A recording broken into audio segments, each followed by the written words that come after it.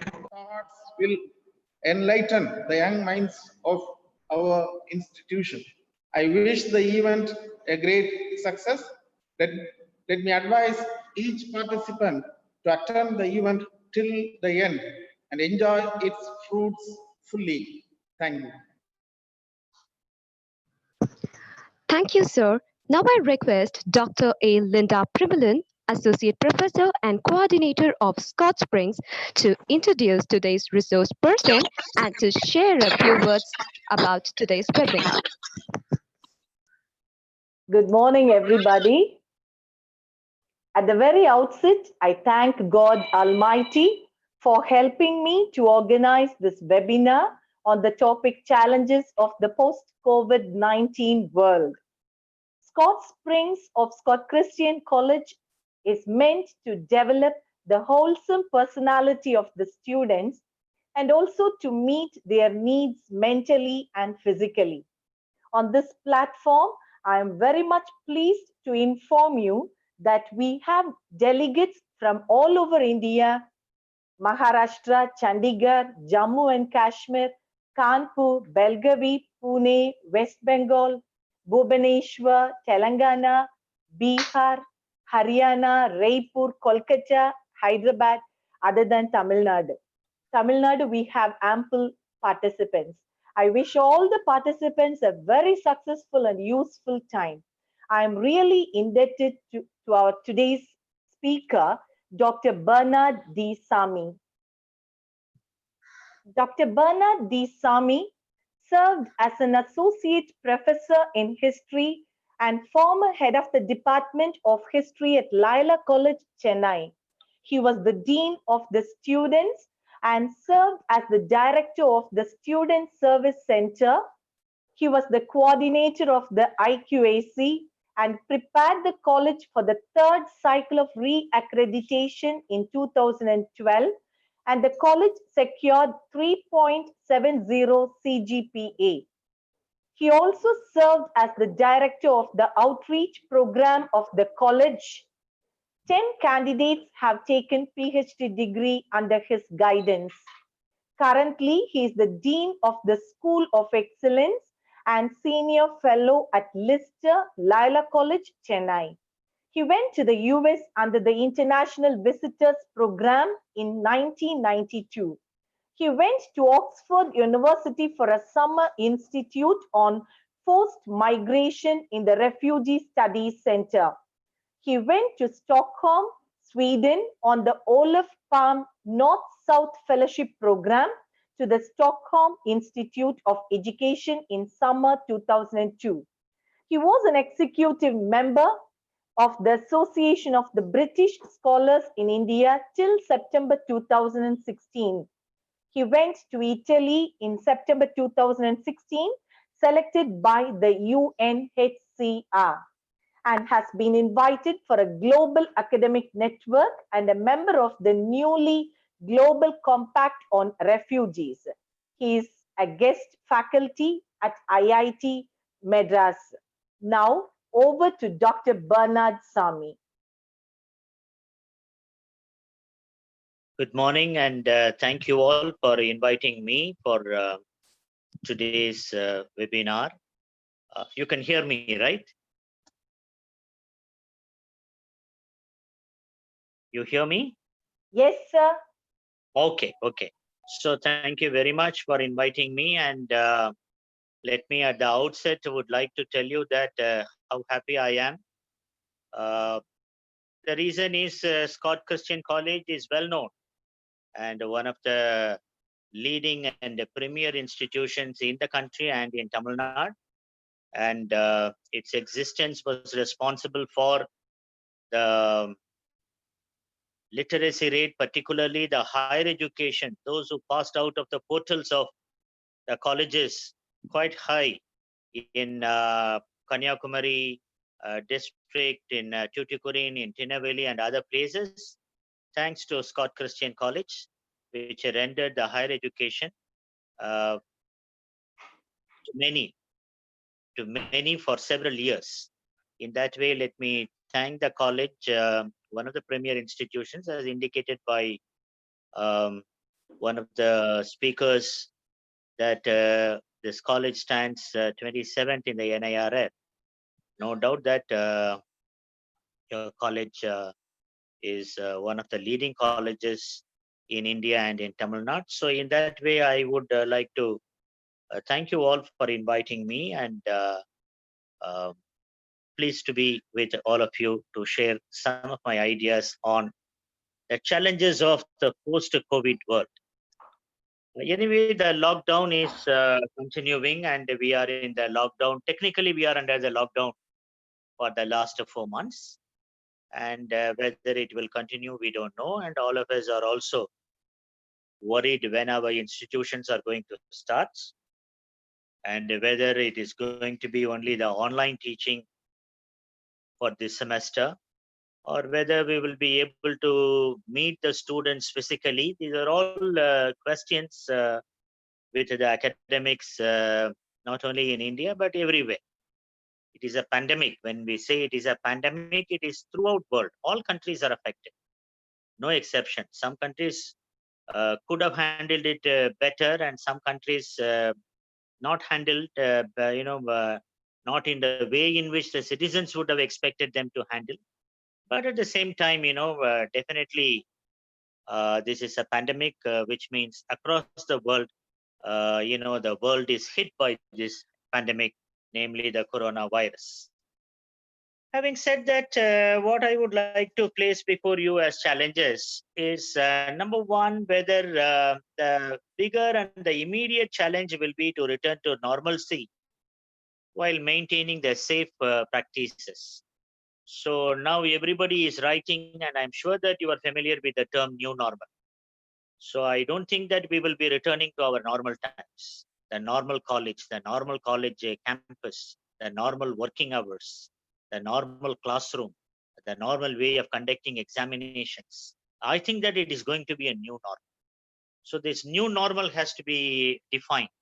And as as those of us, in the higher educational institutions responsible for imparting higher education, I think the major challenge to us is this new normal. How education is going to be imparted in the coming years, coming days with this new normal. What is going to be the campus? The campus has to be redefined, and our contact with the students has to be redefined.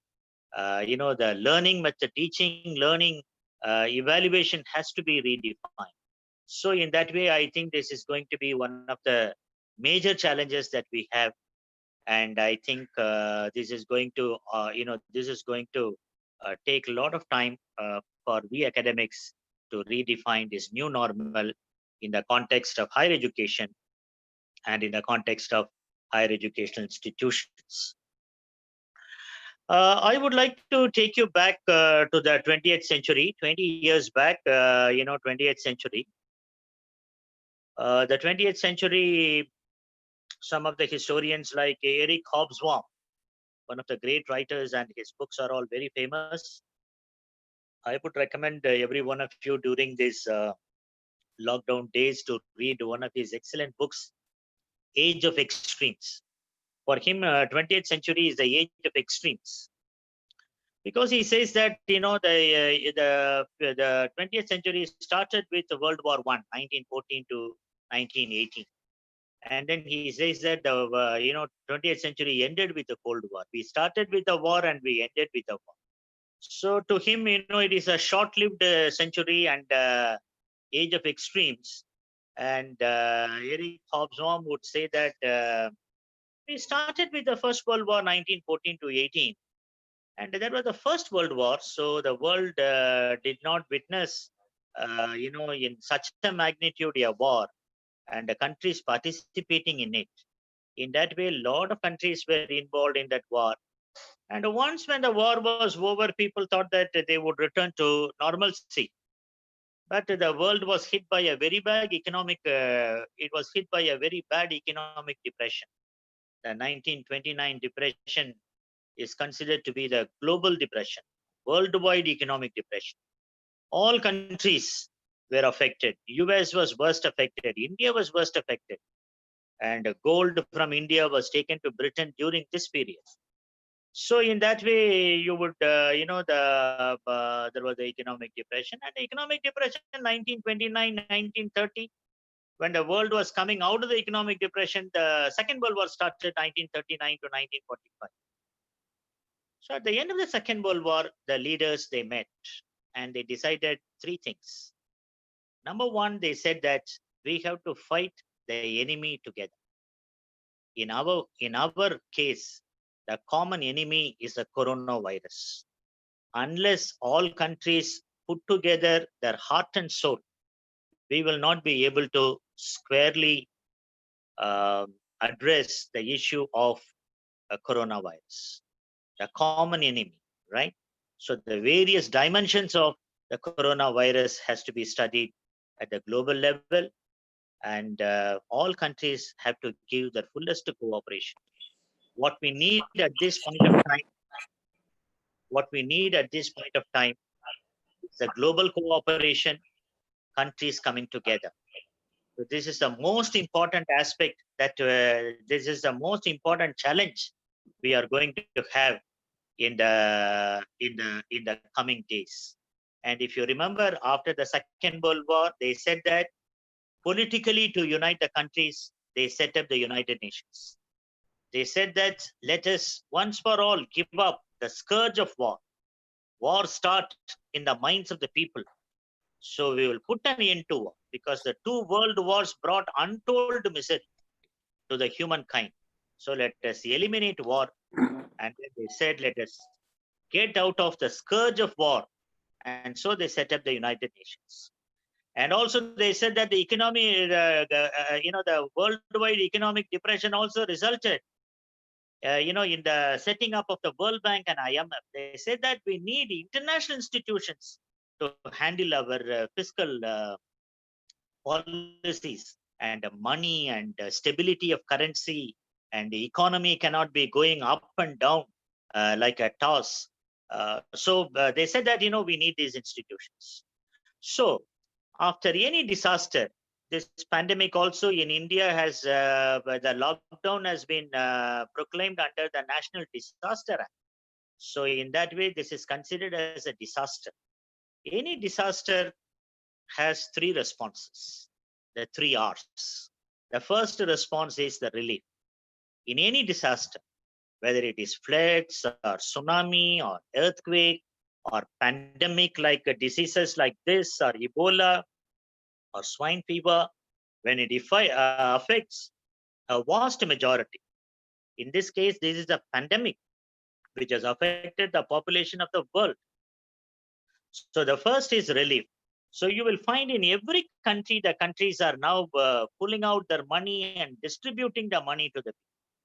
And England had borrowed something like 47 billion, pounds from, their banks, and then they said that we will distribute this money, and later we can collect it from the population. So relief, what people need during the time of pandemic, when they don't have any work, when the normalcy is affected, when people are confined to their houses, their homes, then what is needed is relief. So this we also witness in our country by government, by private organizations, NGOs, CBOs, community-based organizations, individuals, volunteers, business houses, all of them responded, for the relief program. Once when the relief program is over, we are in the period of what we call recovery. And the recovery is also a period of reconstruction. This is the period. I think that in India and most of the countries also affected by the pandemic, we are in the second stage. We are in the period of recovery. We are in the period of reconstruction. The relief period is over. People now can go out, but at the same time they have to work. But the situation, the conditions are not conducive for work. So there are a lot of restrictions for different kinds of work. So in that way, this is the period of reconstruction. And during this period of reconstruction, a country has to recover from the worst affected times and the worst affected nature of the pandemic. And finally, the third, once when we are, this is the reason why, you know, you will also find interestingly that our understanding of this pandemic in February is very different from the understanding now. People thought that, the one who is affected by corona has to be taken to the ICU and given oxygen. No, now all the corporations are telling that even if you are identified with the corona, you can be in your house. Your house is as safe as IC. So only in the worst cases, we will give you aspirin because there are blood clots. Earlier, people thought that, blood clots cannot be removed. Now they said that with aspirin, the tablet that is given for the blood thinner medicines, that can cure the, blood clots. So in that way, our understanding itself in 3 months has, changed. The rate of recovery is very, very high. This is a good news. Rate of recovery is very, very high, and people are able to come out. And throughout the market, I see that there are fever clinics, and people are checking. Once when you have a fever, that doesn't mean that it is corona, but eliminate, all other things, and then give medicines for fever. And so in that way, I think more medicines and more symptoms are today treated for corona. This is exactly the period of recovery, and that is what I wanted to place it before you. And the third period in any disaster, after a disaster, is reforms. We have to avoid such a things in future, right? If earthquake is going to happen all the time, then your response will be very different. You will not have the houses built on concrete. You will have houses that will withstand the earthquake. In the same way only, the medicines, the inventions, and talk about the vaccine. And, now itself, after 3 months itself, we are able to handle the corona affected patients well. I think in the days to come, it will be much better. People need not worry. Initially, it was a stigma, and the stigma is now removed. Yesterday, I saw a WhatsApp post by the none other than the health secretary himself, who said that my father-in-law and mother-in-law are, COVID positive. Then immediately myself, my wife, and my son, we went for checkup in the government hospital. My wife and son are also, tested positive, and all of them are taking treatment in the King's Institute, Guindy, and I am negative. So coming out openly and telling that, nothing, it is no more a stigma. If it is corona, then it is treated. So that is what, has to be in the period, in the third stage, namely reform stage, where we will have medicines, we will have hospitals, we will have a healthcare system, and who knows, if God willing, we may even have vaccine for the coronavirus. So in that way, I think the first challenge is how countries handle crisis. So that is what I wanted to place it before you. The third one, I thought that what I will place it before you is the regional organizations can play a major role when country is affected, when countries, and in this case, globally, all countries are affected by this pandemic. The regional organizations. For example, I can give you the example of European Union. European Union is a group of 27 countries. Only Britain, due to Brexit, they said that we are not going to be part of European Union. So Britain left, but there are 27 countries. And the moment in February itself, the European Union, it has a parliament in Brussels in Belgium. They said that we are going to pool all our resources. 27 countries' resources will be pooled together. All our research funds will be pulled together, and there'll be one research and one single-minded research on inventing, vaccine, and also to handle the corona. And then the European European Central Bank, was able to announce 750 billion euros to handle the emergency. People are affected because Italy is part of EU and Spain is part of EU. We know in February, in March, people were dying in large number. Patients were brought from Italy to Germany, And those things they were able to do very well. Ventilators, China was able to give it to them. Cuba sent doctors. So in that way, within and outside, as a European Union, they were able to handle the issue, not as Germany separately, Italy separately, Spain separately, but all of them were able to together. They were able to stand and pool the resources, and were able to get the money, and they were able to save the lives. Only in the initial stages when it affected in Italy and Spain, they were not aware of this virus. But now we know that European Union has money, has resources, it has, so in that way, regional response is a major challenge, and whether in the Indian context, how we are going to look at regional response. We do have SARC, whether SARC will respond, or we do have the other regional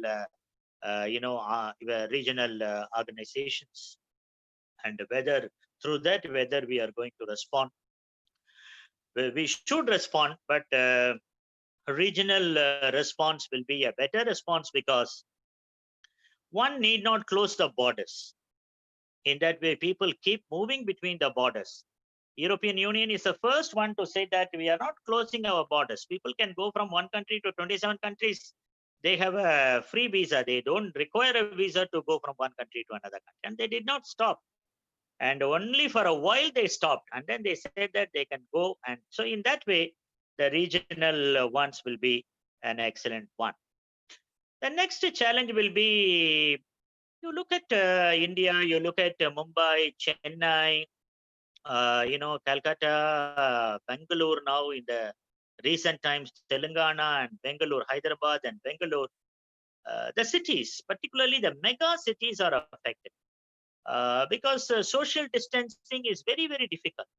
And one best example is the Dharavi slum in the Asia's largest slum is the Dharavi slum in Mumbai, and the way in which they handled. So the whole Mumbai, and this has been studied by everyone, how Dharavi was able to reverse the epidemic. They were able to reverse the epidemic.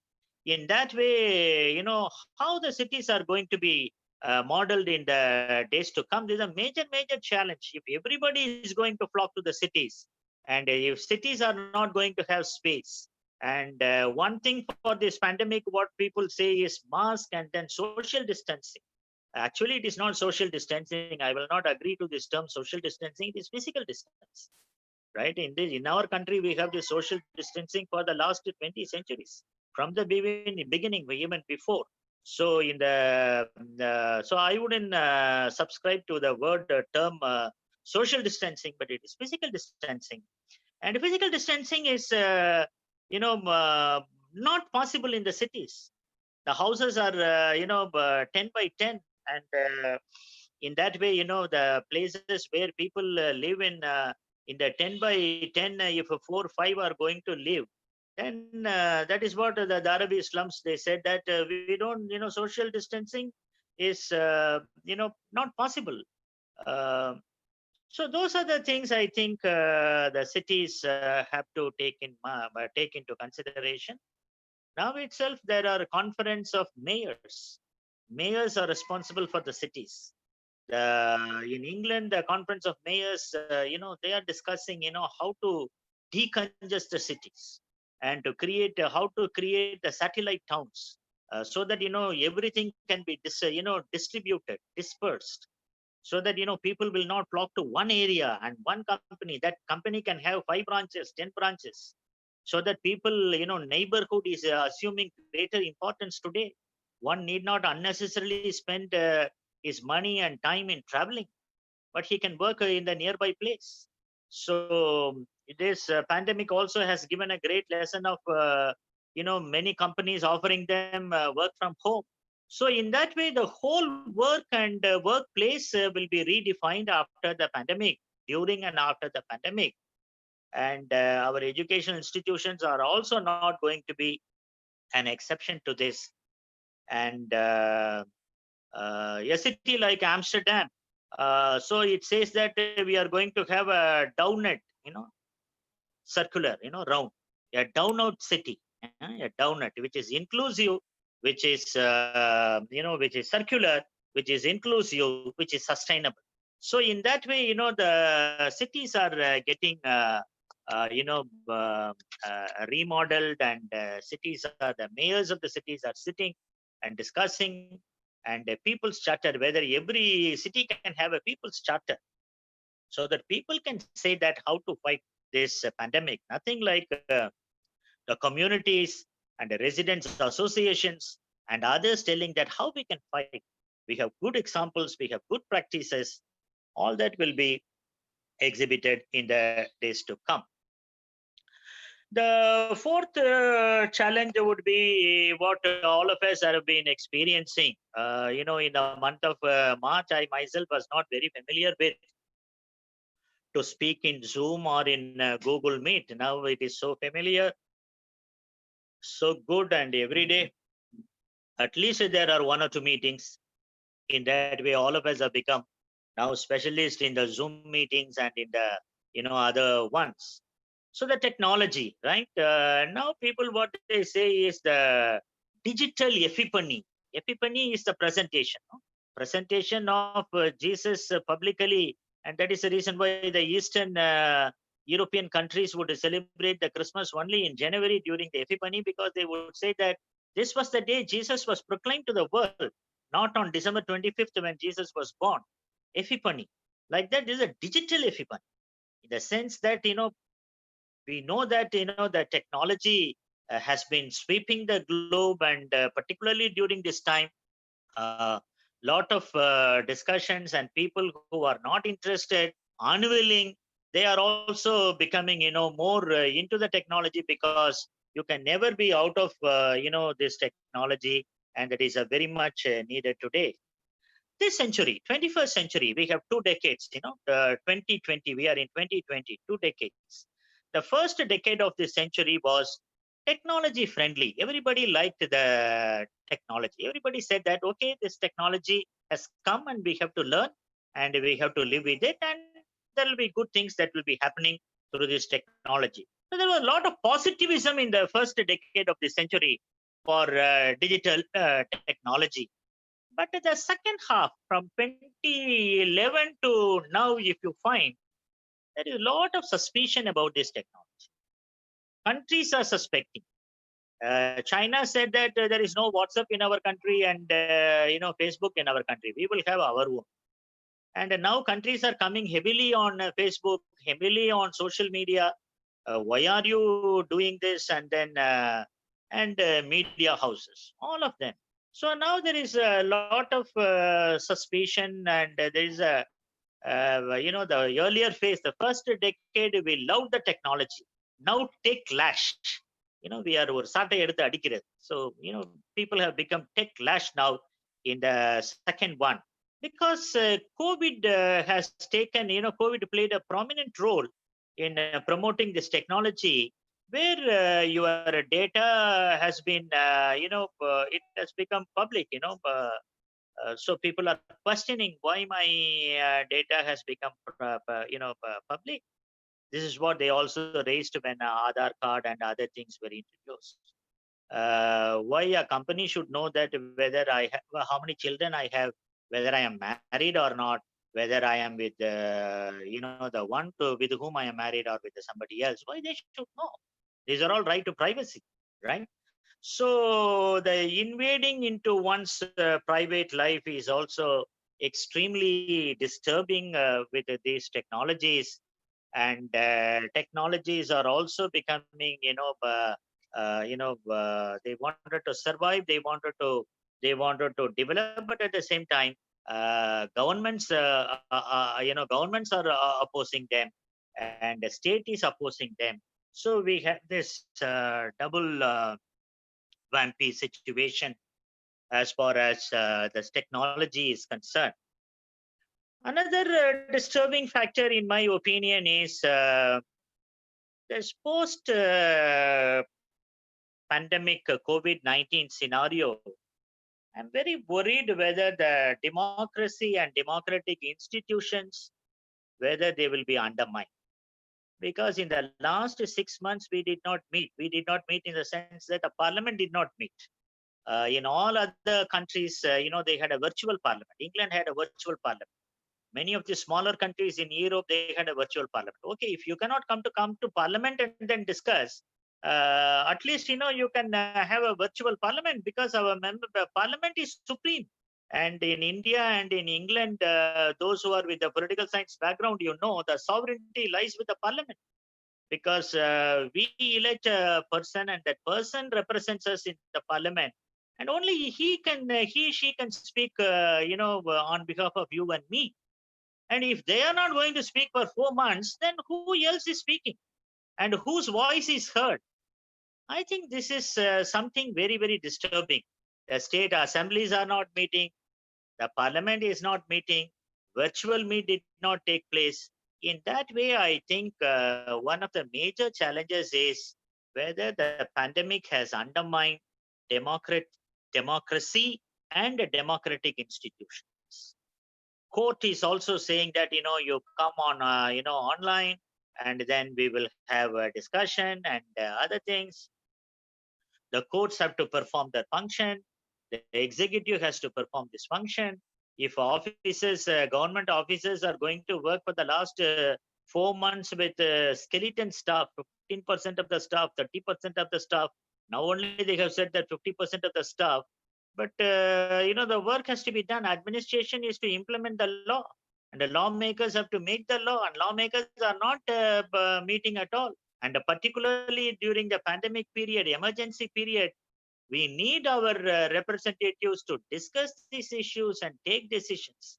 So that way, I am very worried, and not only me, but any right-thinking person will be worried. And you would also have seen, in the last 4 months, what is considered to be the fourth pillar, no? Executive, legislature, judiciary, and then the public opinion, people who form the public opinion, media, the print media, and the communication media. The print media, newspapers are becoming thinner and thinner. They were having 24 pages and 30 pages, and many newspapers have become e-papers, and including Frontline and other magazines, they become e-magazine, and EPW is in deep trouble. So in that way, people who, the magazines and newspapers, which are supposed to carry your opinion and my opinion, if they are going to be thinner and thinner, and in the reporting, the scope is going to be limited, then I think democracy is undermined. And this is a danger. And this danger has to be definitely definitely to be taken into consideration by all of us. Next, friends, I would like to come to our own area of concern, the learning. How the learning is going to take place. And we all know that the learning is taking place now online. And in the last 4 months itself, you would have seen the shift in Tamil Nadu. The Tamil Nadu government said that students will not be having Android mobile or iPhone, very difficult, or not affordable, and not good for the children to handle such gadgets. And they will have the TV. So, the channels are identified and the subjects are identified. So children can sit before the TV, like when the TV was introduced, we have what is known as ETV, educational television. So the educational television has, become a reality now, and the students are going to learn. And in the colleges, engineering colleges and arts and science colleges like ours, we have started our own online teaching. I'm also a guest faculty in IIT Madras, and I finished my classes, in online teaching. What I'm trying to tell you here is, what is the purpose of the whole college and school? The purpose of the college and school is for the students and teachers to come, for students to be in the classroom. That is the greatest education. That is the greatest learning. In the classroom, in the classroom only they interact with each other, where the socialization takes place. We are not Robinson Crusoes living in an island. We are living in societies. We are living in communities. We have to live with others. The UNESCO appointed a committee to look at the education for the 21st century. This report is known as Dolores report because this Prime Minister of France, he was the one who headed this committee and then prepared this report. And the report, you can Google it, and then this is a wonderful report. I would again urge all of you to read at least some parts of at least the executive summary and recommendations of this committee. Education for 21st century. Treasure within. The report is titled Treasure Within. Kalvi தான் செல்வம், வேற எதுவும் கிடையாது. Education which is treasure, which cannot be taken away from you, which cannot be robbed, right? So that is the title. And this report says that this 21st century education will have 4 pillars. And the 4 pillars are to know, because education will help you to know, you understand, you know, to know, to do, something to do with your hands, you learn, right? To know, to know, to do, to be. And the fourth pillar is the most important pillar, learning to live together. The greatest lesson that our educational institutions are imparting to our students, besides your chemistry, physics, and all that, we think that because our chemistry, physics, they are shining and they are getting job. No. What is happening outside the classroom is the greatest learning in our institutions. That is what they interact with each other. That is socialization. They understand each other. The rich, poor, the men, women, boys, girls, all those interactions. That is the greatest learning. If this is going to be diverse, and if it is going to be online, I think that the purpose of education is. So that way, I think a teacher is irreplaceable. In my opinion, teacher cannot be replaced. An educational physical, the physical context of education, the existence of a college or a school, it cannot be replaced by online teaching and on. We can definitely use technology, but that doesn't mean that the whole semester, without meeting the students in an impersonal way, you will be doing your classes and the students will be learning. I don't believe in that. I'm sure that you also don't believe. In that way, I think this is the greatest challenge to all of us as teachers. And I think this challenge has to be squarely faced by all of us. We also have to take a stand, and nothing like, the greatest learning takes place outside the classes, in the campus, inside the classes, and outside the classes, in the campus, and that never can be undermined. And that is what the real education is all about. So that's about a major challenge that is coming up, the invasion of technology, and all of us have been asked to teach, all this. Joseph Stiglitz, he was a Nobel Prize winner for economics, and he said that this pandemic has exposed the weakness of the health systems in our countries. He said this is for all the countries, whether it is America or Africa or Americas, whether, all the Latin American countries, the entire continent of America or Africa or Asia, it has exposed the weakness of health. One message that this pandemic has given very clearly to everyone is health is a right, and health is for all, and health should be free. The pandemic hit. Immediately, Portugal said, whether you are a citizen or non-citizen, to the non-citizens, they said that we will give you temporary citizenship. Because only with the citizenship, you can enter the hospital and take a free, free testing, and everything is free if you are a citizen. Portugal immediately passed this legislation. They said that we are making everyone a citizen. Even those who entered the country at that point of time as a tourist, asylum seekers, everybody has been given temporary citizenship and asked to go to any hospital and take treatment. Spain was worst affected. When Spain understood that it was affected, it said that we are nationalizing our public health system. It said that no private hospitals. The private hospitals has to come under the government. So one legislation that nationalized the public health system so that anyone can go to any hospital to receive. Small countries, neighboring countries, not very far away from us, Thailand and Malaysia, they all said that whether you are with the papers or without papers, documented or undocumented, whether you are legally residing in our country or illegally residing in our country, we will screen you for COVID-19. All of us, we will screen you because it's a pandemic. And because you are not a citizen of this country, we cannot leave you out. Right? Singapore did that. Thailand did that. Rohingya refugees, they were given, complete COVID-19 testing. So this is an example of, the health system has to be nationalized and the health system has to become free.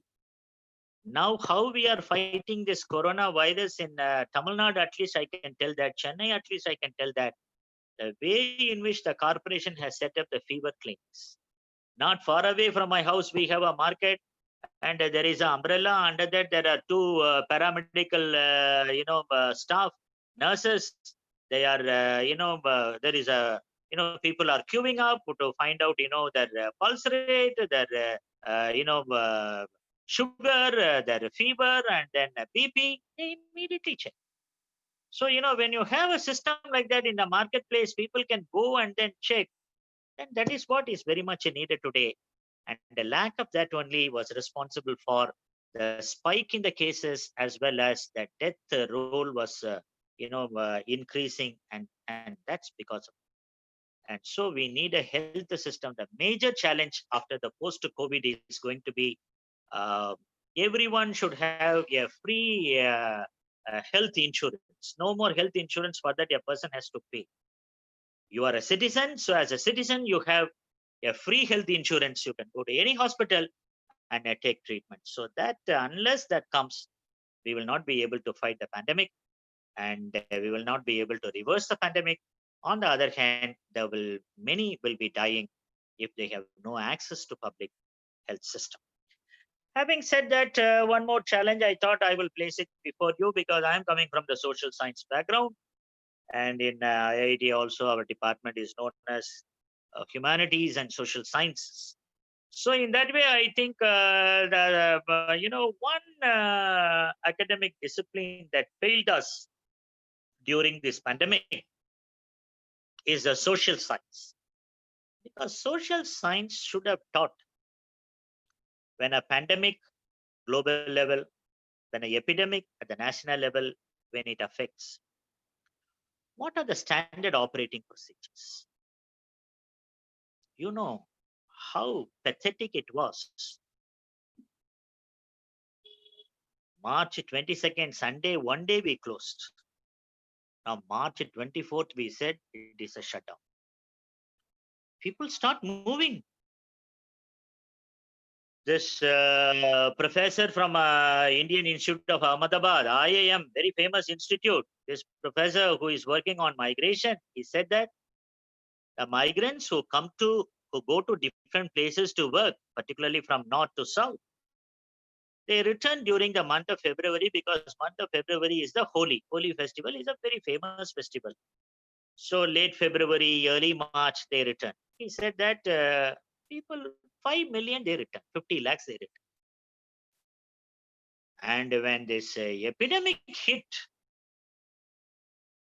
people wanted to go. You would have seen in the TVs, you would have seen in the newspapers, roads were full of people. Nagpur is the central part of India. And for nearly 3-4 months, without interruption, people were walking. From north to south, south to north, east to west, west to east. Because Nagpur is the center. You take the map and then look at India's map and then which is the center of India, central part of India, right? People were living in large number. Individuals, families, children, women, pregnant women, people carrying their elders on their shoulders, pathetic, right? And it was a summer time. You know that summer in northern states are terrible, right? So they said that you cannot walk during the daytime, you walk during the nighttime. Because if you are going to walk during the daytime, dehydration, people don't have water, access to water, everything. Then nearly 5 million on foot, they reached that places. On foot. 1,500 kilometers did not matter for them. And then the government realized people are working and people are dying, and people before reaching 20 kilometers, 30 kilometers before reaching their house, they were dying. A girl who went from Telangana, by walk to her place 20 kilometers before that, she died. Like that, there are cases after cases. And then they said, we will run the trains. Sharmik trains were run. And this professor says that 20 million travel by that Sharmik trains, because in Chennai we were able to see that. From Central and Egmore, trains will go to Assam, Bihar, UP, like that every day, right? Full, trains are full, 1,400 in a train. So you can calculate 20 million. So he says that very conventional, even, you go by the, conservative estimate. Conservative estimate is 30 million, which means 300 lakhs people they have. So in that way, I think the social science subjects, it has failed. When a pandemic affects, what is the standard operating procedure? Who should be allowed to go? And when people are, living with fear, what has to be done? Where they have to be kept? I'm not blaming the government also. The government also started many relief centers. Kerala had 15,542 relief centers. And the panchayat level organization was running 24 hours kitchen. Anywhere you go, you will get food. Kerala, one of the best to respond to the migrants issues, but not many states. Tamil Nadu also responded well, because in the central station, they saw the migrant workers. So they were taken to the marriage halls, to the schools, and then relief camps were established and food was given. I wanted to know whether the relief camps were only for men and only for men. There were no relief camps for women. And the family is working, where will they go? Husband will go to men camp and wife will go to women's camp, and where will the children? We did not have any operating procedure. We failed the migrants.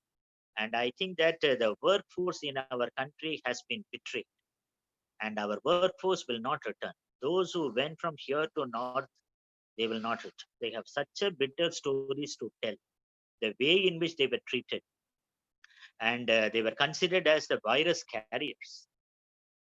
They only carry the virus. So the Sharmik Express was known as Corona Express. People were coming with the coronavirus. So I think that this is one reality in our country. I think the social sciences, we have to do a lot, namely when pandemic affects, what are the standing operating procedures? How we are going to handle a pandemic? This time it is disease. Next time if it is going to be earthquake. Next, the following time if it is going to be a floods.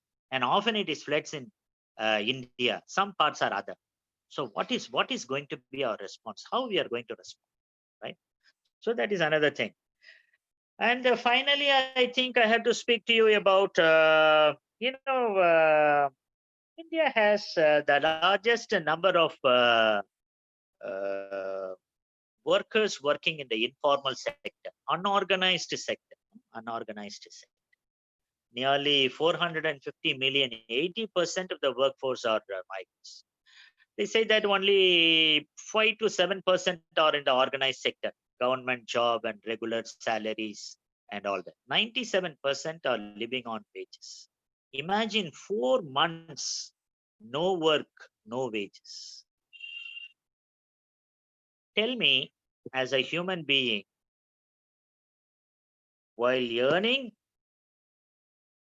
you earn, you come back, you have your family, or you are alone, you send your money, you eat, you sleep, you wash your clothes, go to work, right? You have wages.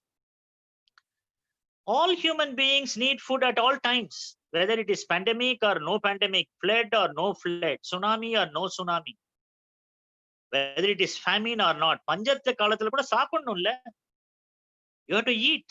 Everybody needs. everybody needs food. Everybody needs shelter.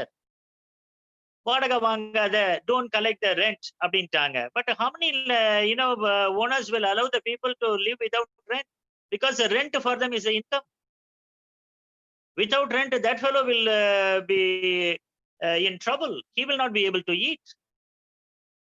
So this is where, the internationally now people are, economists are suggesting that there must be a universal basic income. நீ வேலை செஞ்சாலும் செய்யாட்டியும் உனக்கு வந்து universal பேசிக் income. வேலைக்கு போறப்ப you will get your wages. The day when you don't get wages, the government will give you the universal basic income. Under the universal basic income, the minimum, so that you and your family will be able to eat and you will have a roof over your head and you can manage for 2-3 months. When normalcy returns, go back to work. Yeah. So whether we have a stomach and everybody has a stomach and everybody has everybody needs food, and then those basic needs have to be fulfilled. Shelter and basic transportation and food and the other things are very much needed, and I think this time that has been denied to many. And because of that, I think if we realistically take any statistics, we would have killed more people during this pandemic time due to poverty and destitution and because of not earning, more than people dying of corona. So in that way, I think this is a major lesson, this universal basic income, and you need everybody needs an insurance.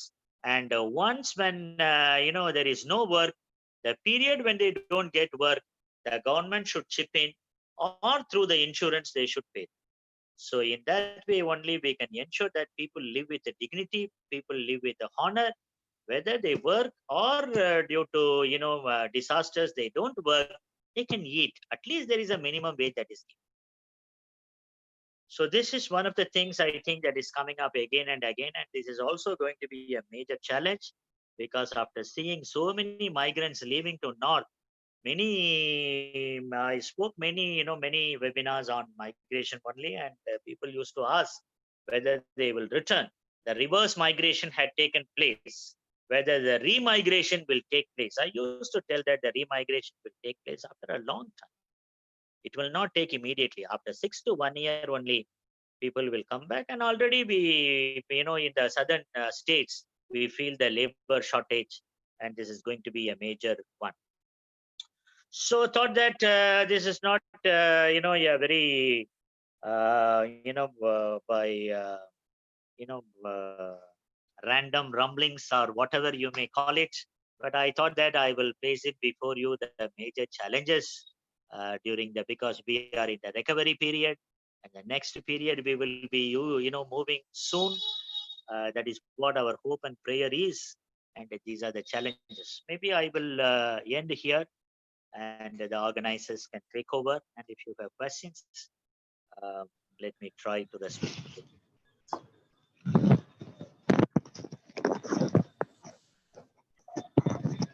Sir, we have got some questions to clarify. Okay. First question is it possible free medical insurance in India after post-COVID-19? If yes, how?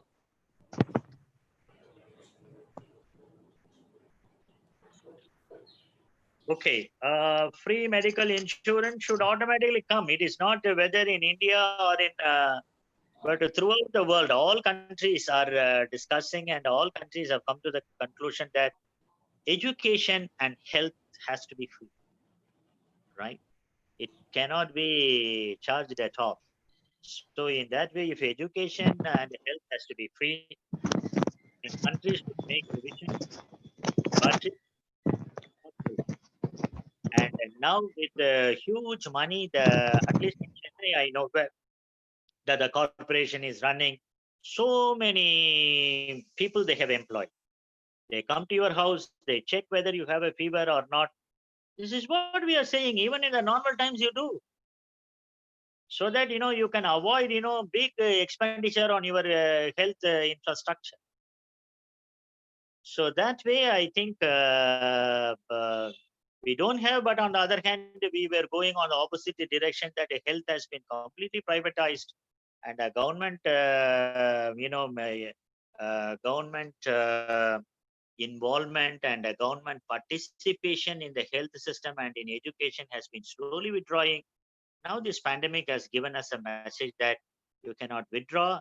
The state has to be there, and everyone should have this health insurance, and so that anyone can go to any hospital to take care of their health.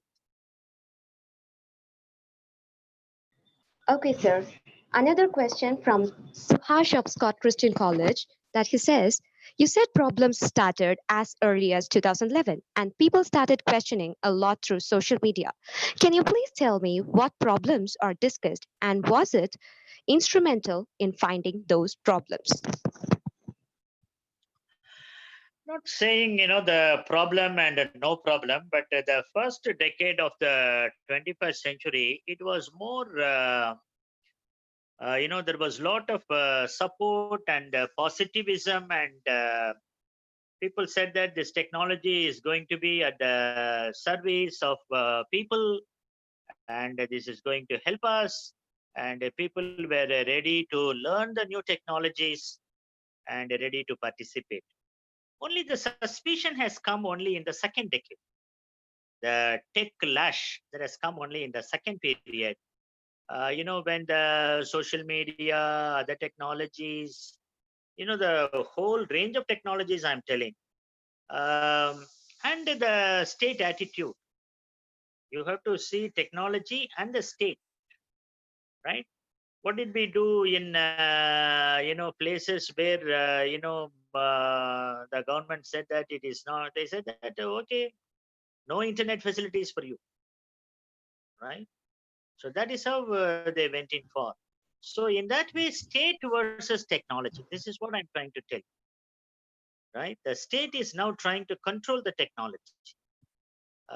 So whether the states, how far the states can go, and individually, the social media and the information and the right to information, and how far you can get information, what kind of information you can get, you can possess. Those are the things. So the second decade has become more in terms of state versus technology.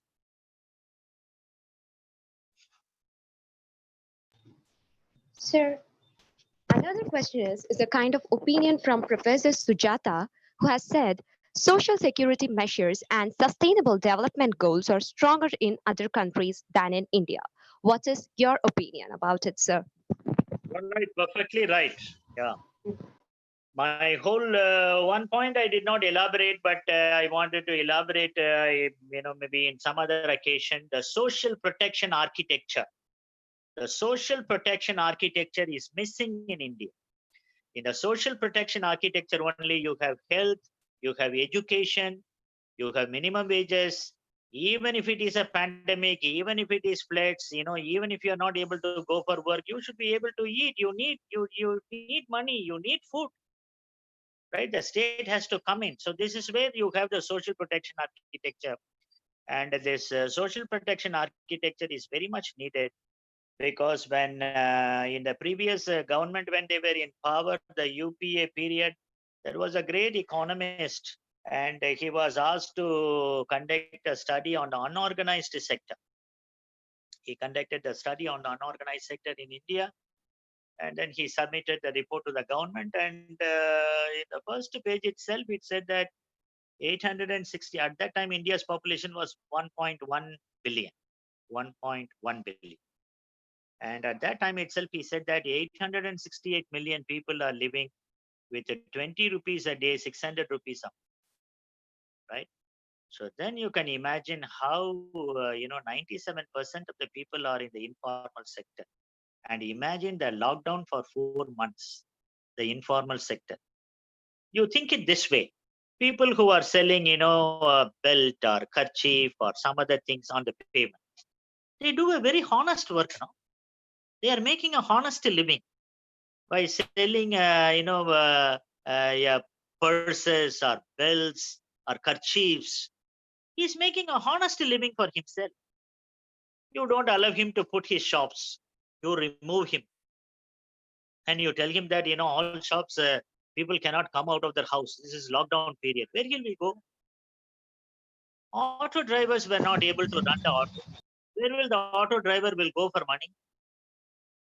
There are more share autos in Chennai, and where the share auto drivers will go, only when they run and give the money to the owner, they will get 300, 400 rupees a day or 500 rupees a day that they can take home, and then the family can have food. They can send their children to school, all that. So my fear is in the days to come, unemployment is going to be more. And I'm even, my fear is whether children will go for work. With a very great difficulty, we eliminated to a greater extent the worst forms of child labor. Whether those things will return, bonded labor, child labor, all that will return, I don't know. Because people have been pushed to the poverty, and I think we have to wait and see the response. And unless and until the social protection architecture is enhanced, people will have a lot of. Thank you so much, sir, for your thought-provoking analysis. Participants who are willing to give your feedback through audio can unmute your audio and can give your feedback.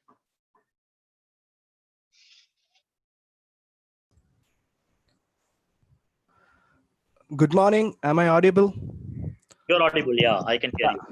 I'm Neil B. Rajaran. I'm from VIT Chennai. So it was a really wonderful session. You talked about the present and also the future and also the past scenarios. But I would like to have a feedback on this one, sir. What about the digital divide? The digital divide on this scenario, sir. The divide between the digital division that's happening between people who have the access to the internet and the people who don't have the access to the internet. What will that be, sir? Is it that? No, you're right. You're right. You are right, and that is creating a lot of problems. Digital divide is there, and then the digital divide is also going to, the digital divide is also the economic and social divide. No? Yeah, exactly, sir. Yeah. So the economic backwardness will lead to social backwardness. Social backwardness will lead to economic backwardness. Digital divide is exactly that. Yeah, because especially we in past scenario we were in a phase where digital forms of education was only optional. But with this corona pandemic plight, it's now a mandatory thing. Digital education is the only form of education. So I think this session was more like a foreseen factors on the digital division that's going to take place in the future, sir. It was really a wonderful session. Thank you, sir. Thank you. Dear participants, feedback link is provided in the chat box. Do leave your feedback in it too. Now I request Dr. Rahel Mabel Saroja to render her vote of thanks. Good morning to everybody. Gratitude is the hardest of all human emotions. With heartful gratitude, I am here to propose the vote of thanks. I thank God Almighty for giving the wonderful opportunity to conduct this webinar. I thank our beloved principal, Dr. J.R.V. Edward, for his presence and the inspiring presidential address. I take this opportunity to thank our distinguished chief guest, Dr. Bernard D. Somi, who offered us an intellectual feast and enlightened us with his talk on challenges of the post-COVID-19. Really, we benefited a lot from you, sir. Thank you very much. I thank the coordinator of the webinar, Dr. A. Linda Primlin, for effectively conducting this program.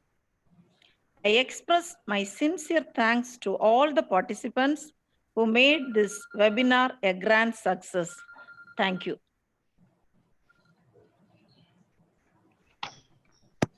Thank you, ma'am. Now that we have come to the last part of today's webinar, I once again remind you to leave your feedback through the feedback link provided in the comments box.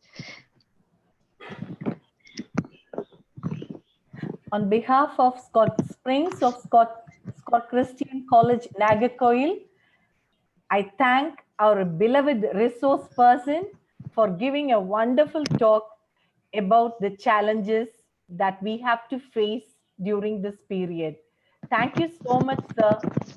And I thank all the dear participants for being here with us for an hour or so. Thank you, one and all. Thank you, ma'am.